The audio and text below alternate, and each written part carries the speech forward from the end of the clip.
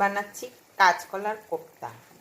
কাঁচকলার কোপ্তা বানানোর জন্য আলু আর কাঁচকলা ভালো করে ধুয়ে কেটে জলে সেদ্ধ বসিয়েছি, সামান্য নুন আর একটু সর্ষের তেল। কাঁচকলার কোপ্তা বানানোর জন্য কাঁচকলা আলু সেদ্ধ করে ছুলে নিয়েছি। তার মধ্যে নিয়েছি পেঁয়াজ কুচি, রসুন কুচি, আদা কুচি, পুদিনা পাতা কুচি, আর মেশাবো মাছ, কয়েক পিস কাতল মাছ। সামান্য একটু জল দিয়ে নুন হলুদ দিয়ে সেদ্ধ করে নিয়েছি। একদম সামান্য জল দিতে হবে, আস্তে করে ঢাকা দিলে কয়েক মিনিটের মধ্যেই 5 মিনিটের মধ্যেই সেদ্ধ হয়ে যাবে। তারপরে এটা ভালো করে কাটা ছাড়িয়ে ওই কোপ্তার মধ্যে মিশিয়ে দেব।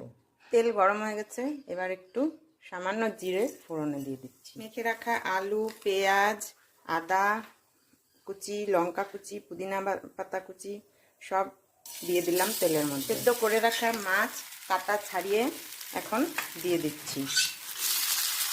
এভাবে পুর বানিয়ে ফ্রিজে রাখলেও কখনো স্ন্যাক্স হিসাবে ডিম আর কর্নফ্লাওয়ারের গোলায় চুবিয়ে ভেজে খাওয়া যেতে পারে বিকেলবেলায়। সামান্য নুন,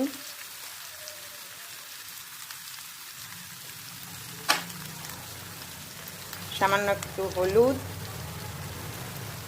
একটু চিনি, একটু গরম মশলার গুঁড়ো নেড়ে একটু শুকনো করে নিতে হবে, ভাজা ভাজা করে নিতে হবে।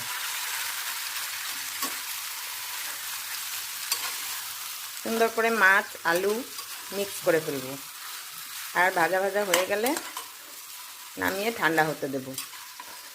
তৈরি হয়ে গেছে কোপ্তার পুর।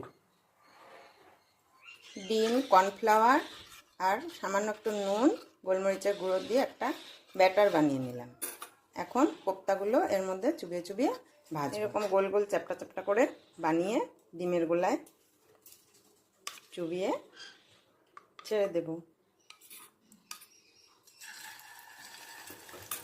ভাজা হয়ে গেছে, এখন তুলে নিচ্ছি।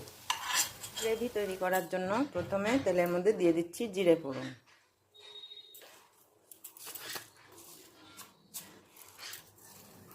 নুন হলুদ দিয়ে নিচ্ছি, তাহলে মশলাটা ছিটকাবে না।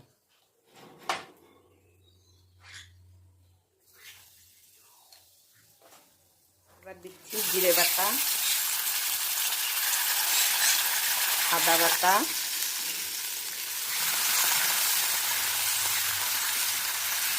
কাঁচা লঙ্কা,